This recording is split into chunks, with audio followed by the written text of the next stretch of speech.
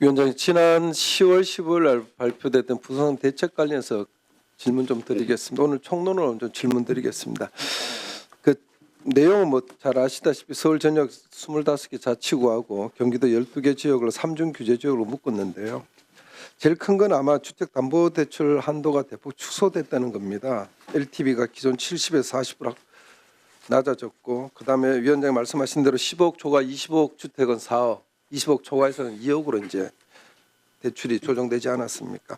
근데 저는 금융 규제만으로 과연 부동산이 잡힐 수 있을까에 대해 굉장히 의문점을 갖고 있고요. 그래서 한번 보겠습니다. 자료화면을 한번 보실까요? 자료화면 좀 띄워볼까요?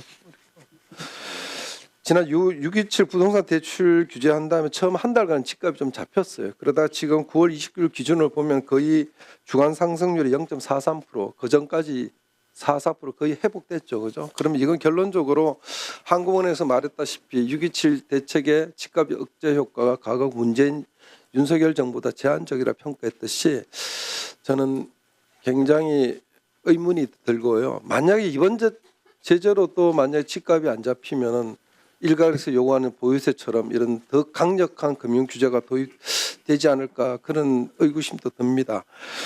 위원님, 혹시 서울 23평 그 아파트 소형 평수 평균 거래 가격이 얼마인지 아십니까? 10억 5천입니다. 그럼 이번 대책 갖고 따지면요, 현행 규제대로 서울에 집을 사기 위해서는 현금 보유가 얼마 있으면 6억 3천을 갖고 있어야 돼요. 그런데 서울의 2가구의 평균 가구 소득이 547만 원입니다. 이 금액을 맞추려고 하면요, 단 한 푼도 안 쓰더라도 거의 10년을 저축해야 됩니다. 여기 뭐 보유세 이런 부대비용은 차치하거나 과연 이게 가능하다고 보십니까? 그러면은 부모님이라도 정려를 받거나 상속받아서 현금을 갖고 있지 않는 사람들은 집을 살 수 없는 구조거든요. 이게 저는 과연 이게 정당한 건가? 부모를 잘 만나서 현금을 갖고 집을 살 수 있는 사람만 집을 사는 이 구조가 정말로 바람직한 사회인가에 대해서 저는 상당한 의문점을 갖고 있고요. 이 정부도 그렇고 그냥 강남만, 제가 말이 좀 표현이 거칩니다만은 강남만 때려잡아야 된다 이런 생각을 갖고 하다 보니까 결국 풍선 효과가 나서 마포나 광진이나 성동이 집값이 많이 올라갔지 않았습니까? 그래서 저는 부동산은 이렇게 수요만 억제하면 안 된다. 결국은 공급이 확대돼야 되는데 이번 대책도 그렇고 보면 공급 확대에 대해서는 전혀 고심한 흔적이 잘 안 보여요. 물론 위원장님께서도 많은 고심을 하셨겠지만은 결국 공급을 확대하려면은 시장에서 말하는 재건축이나 재개발이나 그린벨트 완화나 이런 대책이 있어야 되고, 또 양도세 완화나 또는 집을 많이 가진 사람들이 좀 집을 풀 수 있는 그런 유인책도 있어야 되는데 그게 전혀 마련되지 않았거든요. 그냥 규제만 때려 한단 말이에요. 그래서 저는 이 효과가 굉장히 단기적일 거라고 보고, 다음 화면 좀 보실까요? 그러니까 지난 문재인 정부 때 뭐 27차례 부동산 대책이 발표됐는데 결국 결과가 뭡니까? 집값 107% 올렸다는 겁니다. 이걸 지금 이재명 정부가 따라가면은 결과가 저는 같을 거라고 보거든요. 한번 고민을 해 주시고요. 그다음에 또 한 가지는 전세 대출 규제가 강화됐는데, 전세 대출 규제가 강화되면 결국 월세로 돌아갈 수밖에 없습니다. 월세로 돌아가면 가구가 쓸 수 있는 현금 가처분 소득이 줄어들어요.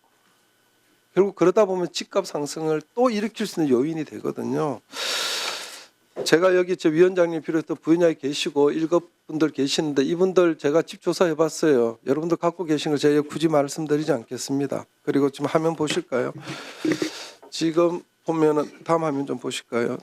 그 다음 거. 대통령 참모실 중에 그 20분이 이 규제 대상 지역에 집을 갖고 있고 그 중에 10분 정도는 실거주도 하지 않아요. 근데 저는 이분들이 전부 다 갭 투자를 했거나 또는 부당하게 투기했다고 보지는 않습니다. 그렇지만 여기 언론 국민 거주 이전의 자유는 제약하고 규제 전에 본인들의 혜택을 누린다. 이 비판은 여러분들 좀 뼈아프게 받아들여야 될 것 같아요. 이번 대책은 한마디로 국민들의 중산층의 주거 이동 사다리를 걷어찼다는 겁니다. 그래서 보통 사람들은 작은 평수에서 큰 평수로 옮겨가면서 돈이 부족하면 대출을 받아서 옮겨가는, 그게 소박한 행복이에요. 그 대출과 정부가 갚아주지 않아서 이 행복을 왜 발로 걷어찹니까?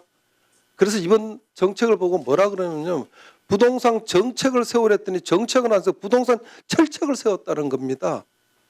이 비판 무겁게 받아주십시오. 네, 마치겠습니다. 자, 금융위원장님 답변 네네. 하시겠습니까? 네네. 들이 저희 당국자들도 같이 하는 고민 같습니다. 그러니까 결국은 궁극적으로 이 서민, 실수요자, 우리 청년층, 신혼부부들한테 어떻게 내 집 마련, 주거 안정의 기회를 더 넓혀줄 것이냐 그런 부분인데 저희들은 지금 상황에서는 워낙 지금 부동산 시장에 과열 양상이 있기 때문에 빨리 이걸 차단하는 게 궁극적으로는 서민들의 주거 사다리를 더 길게 보면 보장해 주는 거다. 당장 여기서 대출을 더 일으켜서 그걸 뒷받침해 주는 게 결국은 지금까지 해왔던 걸 보니까 주거 안정도 이루질 못하고 더 부동산 측면에서 불안을 자극하기 때문에 저희들은 지금 측면에서는 빨리 이 수요를 어떻게 보면 안정화시키고 부동산 시장에 안정 기반을 만든 다음에 의원님 말씀하신 대로 공급 대책도 당연히 추가를 돼야 되는 거고요. 이 부분도 저희들이 확실히 더 신경 쓰고 지금 역량을 집중하려고 하고 있습니다.